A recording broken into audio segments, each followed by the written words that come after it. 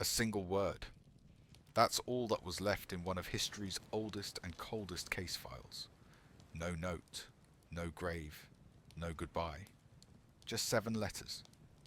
117 English settlers, men, women, and children, vanished from the land where they had dreamed of building a new world, as if the earth itself had swallowed them whole. This is not the story of America's birth. It's the story of its first and greatest unsolved mystery. This is the story of the Lost Colony of Roanoke. Welcome to the Enigma archives. The late 16th century. The world was ablaze with a fever of discovery and conquest. While Spain plundered the riches of the New World, Queen Elizabeth I of England refused to be left behind in the race. She set her sights on a strategic point along the Spanish shipping routes, the shores of North America. The man tasked with turning this vision into reality was the adventurous and ambitious Sir Walter Raleigh. The first attempts failed, but in 1587 a new group, led by John White, set out with a more permanent goal, to establish not just a military outpost, but a colony where they would live, farm, and grow. There were women and children among them. This was not meant to be an invasion, but a beginning. Their destination was the Chesapeake Bay, but after a dispute with the ship's captain, they found themselves at the site of the previous failed attempt, Roanoke Island. At first, everything was promising. Initial contact was made with local tribes, and small homes were constructed. And then a historic event occurred. John White's daughter, Eleanor Dare, gave birth to a baby girl named Virginia Dare. Virginia was the first English citizen born in the New World. Her birth was a tangible symbol of hope for the colony's future. But that hope soon turned to anxiety. Their supplies were dwindling. Winter was approaching, and relations with some local tribes were becoming strained. There was only one way for the colony to survive.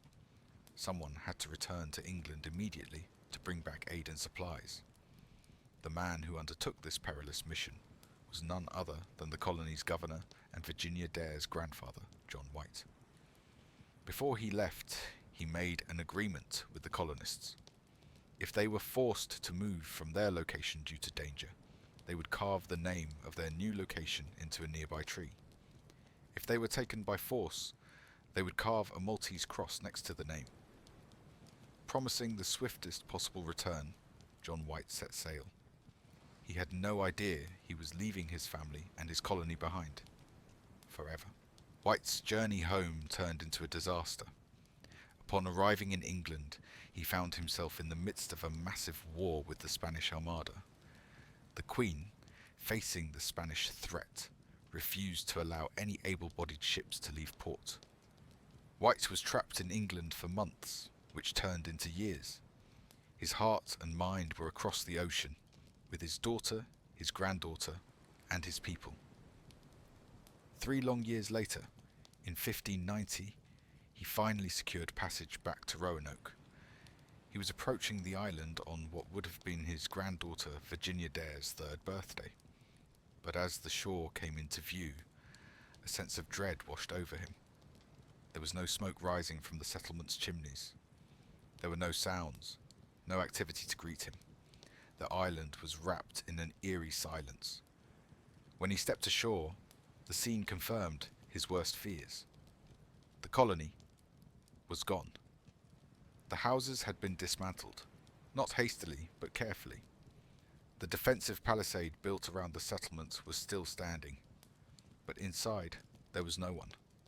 Not a single soul, nor any human remains. There were no signs of a battle or a struggle. No bodies, no blood, no graves. It was as if 117 people had simply packed their belongings and quietly walked away. White and his men searched desperately for a clue.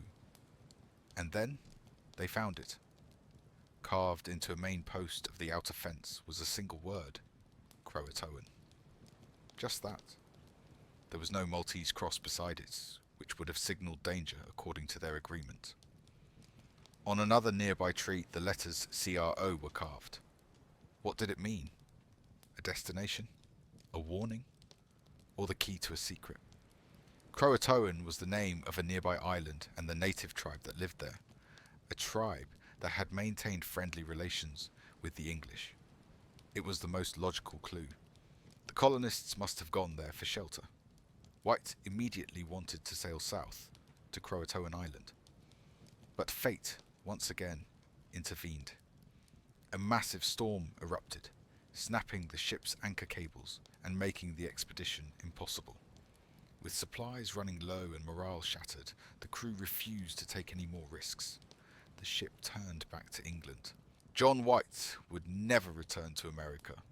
He would never learn the fate of his daughter, his granddaughter, or his colony. And so, the Lost Colony of Roanoke was cemented not as a footnote in history, but as a giant question mark. So, what happened to them? This is where the facts end and the theories begin. Theory 1. Integration. This is the most common and widely accepted theory, that the colonists simply relocated. The word Croatoan, without a sign of distress, was their message, indicating where they had gone. They likely joined the friendly tribe of a native named Mateo. Their food had run out, and their only chance for survival was to merge with the people who knew how to live off the land. Years later, explorers in that region wrote reports of encountering natives with blonde hair and blue eyes who claimed their ancestors could speak in a book. Perhaps the colony wasn't lost, but transformed. Perhaps Virginia Dare and the others lived out their lives as part of a native tribe. Theory 2. Massacre. This is a darker possibility. The colonists could have been attacked by an unfriendly tribe. Sir Walter Raleigh himself believed they were slaughtered by a local chief named Powhatan. But this theory contradicts the most crucial piece of evidence: the complete lack of a struggle at the site. No bodies, no blood. If there was a massacre, why did the attackers leave no trace? Another possibility is the Spanish. Annoyed by the English presence in the area, a Spanish force could have wiped out the colony. However, Spanish archives contain no record of such an attack. Theory 3. Dispersal and disease. Perhaps there was no single event, but a series of misfortunes. Faced with starvation, the colony might have split into smaller groups, heading in different directions. Some may have died of hunger, others from disease, while some may have been scattered among different tribes. The tree with the letters CRO might have been the trail marker of a first group that never reached its destination. This theory suggests not an organized move, but a desperate, chaotic dispersal. And of course, there are the more fringe theories: supernatural events, abduction by aliens, or an unknown force inhabiting the island itself. While there is no evidence for these theories, they serve to fill the vacuum of the unknown. The story of Roanoke has become a canvas for our imagination to paint upon. For centuries, archaeologists and historians have searched Roanoke Island for definitive proof. Some English pottery and small artifacts have been found, but they are far from solving the colony's fate. Even the wooden post carved with the word Croatoan has long since rotted away.